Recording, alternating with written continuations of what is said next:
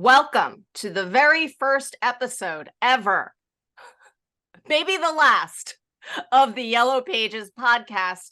This is so brand new that I don't even know if the title, the Yellow Pages podcast, is already taken or not on iTunes, but we're just going to go with it. Okay, is the Yellow Pages copyrighted?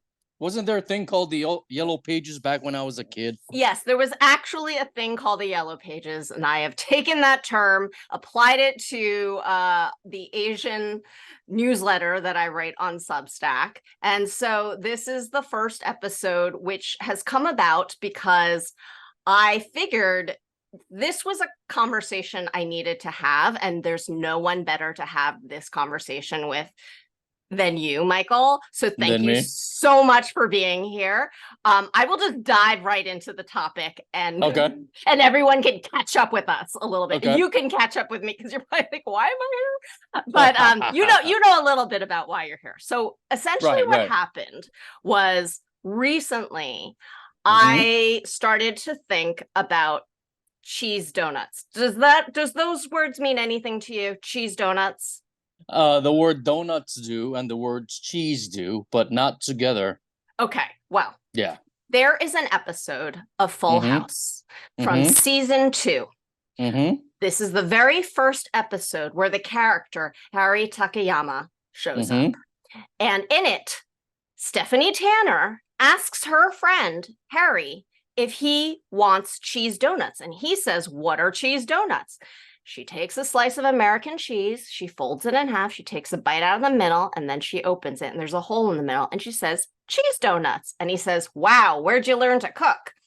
And when I saw this as a child, I was just like, first of all, like making cheese donuts for the rest of my life, and still do. But also I was like, who's Harry? Who's Harry? Who's Harry? And I was just so excited. You know how it was when we were growing up. There was never any Asian. So to see a child who was on a popular show that I loved around my age, eating foods that were American, nobody had trouble pronouncing his last name, it was revolutionary to me. And he came back again and again and again. And he even married Stephanie in a fake wedding, as we'll get to in a second.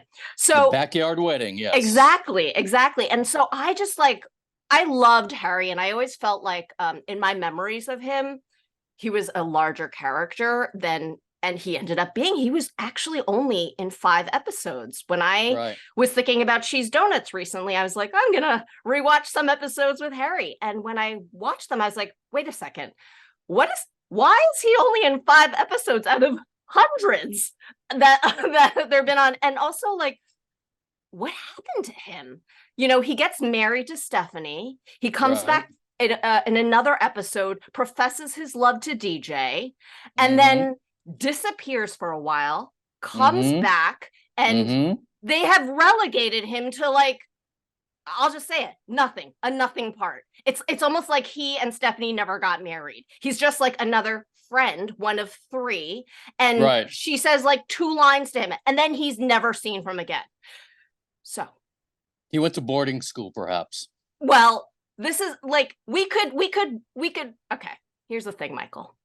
We could be like fans and just like, be like, oh, give him the benefit of the doubt. But as Asian Americans and as Asian American actors who have been in the industry for a long time, you and I are going to dive into what could have happened, because we know what it's like to get cast in a recurring role and then just get written off.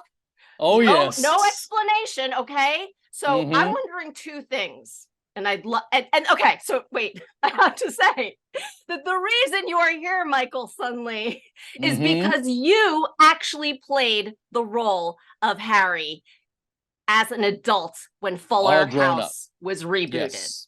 Yes. So the original actor, Nathan Nishiguchi, what happened? Like, I reached out to him. I did not expect to hear back from him, and I did not. He hasn't done acting really since Full House.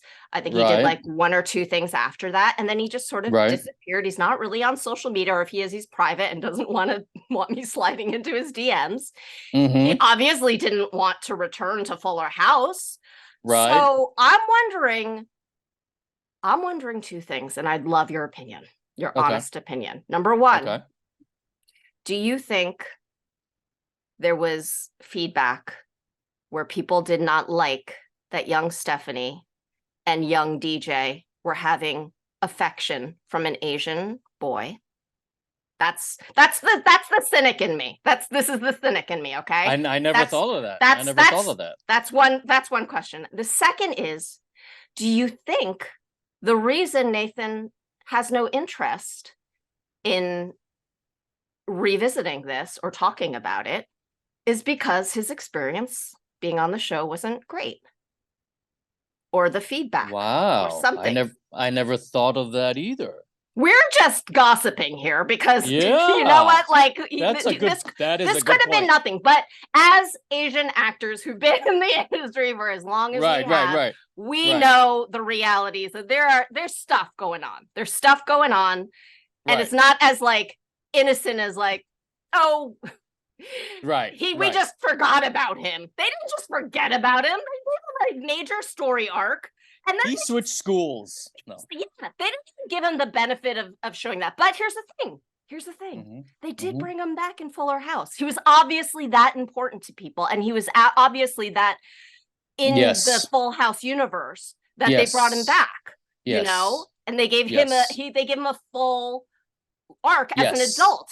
So it's not like, I'm very confused, and I'd love to process this with you. Please tell me your thoughts going on right now. I never went that much deeper than that. After little Harry stopped appearing, I was just like, oh well. I guess I don't know. Maybe he went to juvenile hall for, insider trading or something. Did you watch the show when you were young? And I did, yeah. It was one of those shows that you watched but didn't admit that you watched it. Right? It was on Fridays, I believe, as TGI part of Fridays. Sort of a package, right? I think it had Full House, Family Matters. House, Family Matters. There was this show called Step by Step. Yeah, Step by Step, Day by Day. Right, and I think this other show called Just the 10 of Us. Oh, the best show ever! Right, they had like 10 kids or something like that, right? The reboot of Growing Pains, Coach Lubbock. Yeah, I know that show very well as well. Which was a spin-off of Growing Pains, yeah, right? Yeah, exactly. The spin-off of Growing Pains, exactly. Yeah, so I think TGI, right? Full House was part of that, right? Yes. It was the star. It was the star, we'll say. Right. Definitely is the only one with the reboot. Right, exactly. Exactly. So when you tell me about the audition. Tell me about the audition and tell me if you rewatched it and what you thought. You mean the episode that I was on? The couple episodes I was on? Well, the audition came in and I was going to turn it down because I didn't feel like it was me. I'm like, I don't really connect to the character because I don't know who the character was because he's an adult now. Yeah, so, he's also an 8-year-old the last time you see him. Yeah. Right. And so I ended up going to the audition. I was like, wait, this is ridiculous. At least I get to play him in the room, for the casting directors. Right. So at least I get to play it, at least for those 5 minutes or whatever they give you. So, and I ended up getting it. So of course I said yes. But in the back of my mind, I was like, why don't they just get the original guy who played it as a kid? I didn't even ask questions. But when I got to set, I overheard them talking about it. John Stamos had asked the showrunner, what happened to the original guy? How come he didn't want to come back? And the showrunner was saying that they tried to get in touch with him and they were going back and forth as far as if he was going to appear or not. And Nathan, I guess, never got back to them. And I guess they were running out of time. So they cast me, Wow. So there was a possibility maybe that he might have, but maybe he's really bad at email.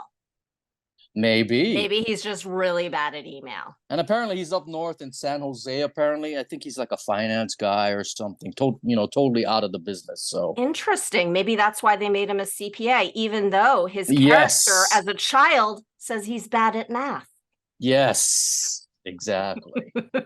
Did you ever think you talked to anyone who knew this character as well as you? And I'm bad at math. So really. Yes, I'm terrible at math. Terrible. Like I flunked. Was it algebra? I flunked algebra in high school. I went to an all-boys private school, and that was like my first F. I think it was algebra 2 or something like that. Yeah. Wow.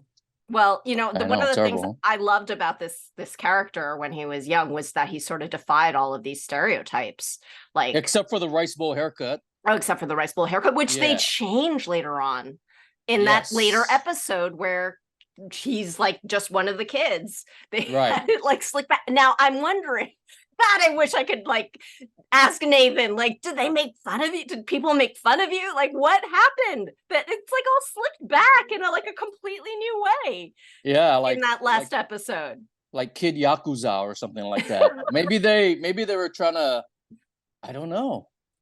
They allude to it too. They actually say to him, like, remember, it wasn't fun because it's an episode about bullying, and she says something like, it wasn't very funny when they made fun of you for your bowl haircut, was it? And I was like, that was last season. That was just last season. It's not like that happened in kindergarten. I know. And what's weird is I have a picture of me with that exact same haircut. Oh, I do too. Me too. As a little kid. We all had that haircut. But Harry was being written, I'm sure, not by Japanese American writers. I'm going to assume. Right.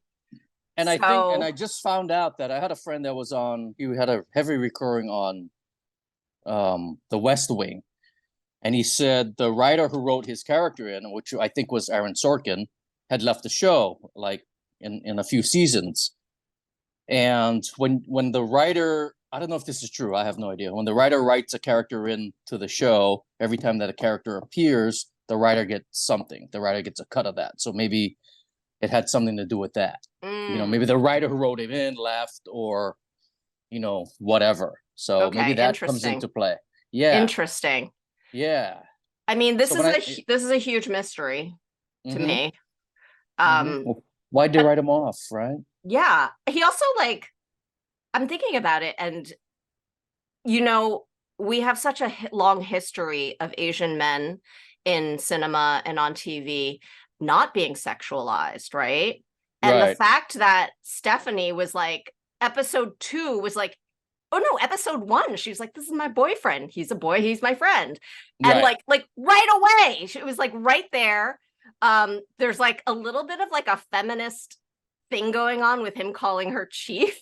Which is like a little weird, but also at the same time, I'm like, okay, that's kind of cool. I found this character so refreshing as a kid, and I love that he got to live on. But it wasn't until I did a little rewatch that I was sort of just like, what is happening? I don't know if you know this, or maybe I don't know if you've studied the episode like I have, but there's an episode where he's like playing with Stephanie. This is the marriage episode. He's playing with Stephanie in their in her bedroom with DJ, and they are fighting, pretending they're pretending they're poisoned, and they're like rolling around on the floor and all over DJ's bed, right? And DJ comes in. First of all, the first thing I was like, oh, that's not something an Asian child would do. First of all, he has shoes on. He has shoes on the bed. Okay. That's the first thing I notice is like, oh my God, he has shoes on. Right. The second is that DJ comes in a full on karate outfit, right? With her purple belt, comes in and does a whole thing, a whole thing in front of Harry. And yeah, these are the moments that I was like, I was a child actor. That would have gone right over my head, right? But I think my dad would have been like, I don't want my kid around this or something, I'm just wondering. I'm putting together a narrative that probably doesn't right. even exist, and analyzing it, because I think Harry deserves this. I think the character of Harry deserves an analysis that comes from a genuine fan who has an Asian American perspective, because I feel like we don't have that for Harry, and that's why I'm so happy to be talking to you about this. Right. Like, wow, I never wow, that never occurred to me, all those little factoids. Well, I think they never occurred to anyone. They didn't even occur to me. I mean, to Nathan, like, it's probably never I think you I'm did a deep dive. I'm doing a very deep dive. Yeah, it's a very deep dive, and it gets you thinking. I mean, but who knows? those are very valid points. Very valid points. And I guess we'll never know the answer, but I'm just putting it out there because I feel like the way things are today, they would be analyzed this way. You'd not get away with DJ Tanner walking in with her karate outfit, doing that in front of Harry. Like, that would not fly today. So I'm looking at it. A coincidence. Maybe that was just a coincidence. You're right. It probably was a coincidence, because I think DJ's character was taking karate already for a while. Right. And they were maybe they were like, we're in San Francisco. Where's our Asian friends? Like, this is a little weird if we don't have that. So good on them for doing that. I mean, we had a show like Friends and a show like Seinfeld who did not honor diversity in the same way. So props to Full House for that. And I'm so sorry to anyone listening who might have written or been part of the Full House team who's like, is she accusing us of being racist and mean to this actor? And I'm not. I'm just putting it out there of a what if and what happened, and it's a mystery that I would love to know the answer to, but at the same time, I understand that I probably will never find out. Right. And that's, but you know what? Yeah, that's maybe we should comb every episode and do a deep dive. If anyone out there knows Nathan and wants to put us in touch, I'm here. And I'm sure Michael's DMs are open to you, Nathan. Yes. We're here for you. We're here to talk. And we can talk off the record. No one else needs to know if that's the case. I need to know. I think I've proven myself as a true TV stan, as a Harry, like Harry's number one fan. I'm If anyone out there thinks you're more of a fan of Harry's than me, I'd love to hear from you too. But as of now, I think there's a lot of them. There's a lot of them out there. Oh yeah, tell me about people like coming up to you. People just like hitting you up on social media, asking you for things, and photographs and props from the show and from the set. And so can you tell me a little bit more about what it was like filming in that house? It was that iconic house. I would never think that I would ever get to do a sitcom like that. Yeah. Because I had never done one until what was it? 7-8 years ago. They barely make. I did like anymore. Disney stuff and like Nickelodeon stuff, but nothing with that kind of cachet, like Full House. So it was kind of surreal. I was like starstruck, not with the actors, but with the house. Right, exactly, because it's a duplication. I turned around. I was like, I'm in the Full House. Holy crap! Like, it doesn't occur to you until you're in there. Yeah. Looking around, it was, and the couch, and you saw the couch. Right. But you also got to meet like the core of the cast also. Right. And they're all very nice. They get along well. Very professional. Have nothing but good things to say about all of them. Yeah. I'm glad your experience was so good. You got to do 2 episodes, right? Right. They asked me to come back on I think it was the final episode of the whole season. Where now that's respect. Respect for Harry. Right. Respect for Harry. They did give Harry his respect. And I will say, good for Fuller House for doing that. Yeah. She invited me to her wedding. I invited her to my wedding, But they didn't show your wedding? They didn't show my wedding. I was hoping that they would have a wedding episode. Yeah.